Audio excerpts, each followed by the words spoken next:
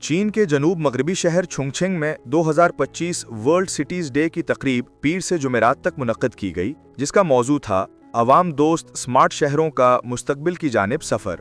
تقریب میں چین اور دیگر ممالک سے تقریباً 1200 مہمان شریک ہوئے، جن میں سے کئی عالمی نمائندوں نے شہری ترقی کے لیے ڈیجیٹل اور ذہین ٹیکنالوجی کے استعمال پر چین کی تعریف کی۔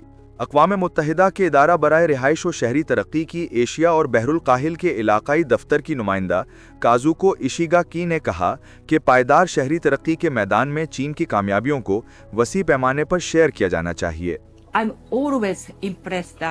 میں چینی شہروں کا دورہ کر کے ہمیشہ اس لیے متاثر ہوتی ہوں کہ وہ پائیدار شہری ترقی کے منصوبوں میں جدید ٹیکنالوجی استعمال کر رہے ہیں۔ پالیسیوں کے وسیع پیمانے پر نفاذ اور تیز رفتار تبدیلی کے ذریعے چین پائیدار ترقی کے کئی اہداف حاصل کر رہا ہے۔ اس لیے میرا خیال ہے کہ اس طرح کی مثالوں کو بھرپور طریقے سے شیئر کیا جانا چاہیے۔ چینی شہروں کے وہ تجربات اور کامیابیاں جن کے ذریعے انہوں نے شہری مسائل پر قابو پایا اور پائیدار ترقی کے اہداف میں پیش رفت کی، انہیں دنیا کے دیگر شہروں کے ساتھ بھی بانٹا جانا چاہیے۔ اس لیے میں واقعی پائیدار شہری ترقی کے لیے باہمی تعاون اور ایک دوسرے سے سیکھنے کے عمل میں چین کے کردار اور شراکت کو سراہتی ہوں۔ میں یہ دیکھ کر بے حد متاثر ہوئی ہوں کہ چھنگچھنگ شہر نے پائیدار شہری ترقی میں ڈیجیٹل اور مصنوعی ذہانت کی ٹیکنالوجی سے مؤثر انداز میں مدد لی ہے۔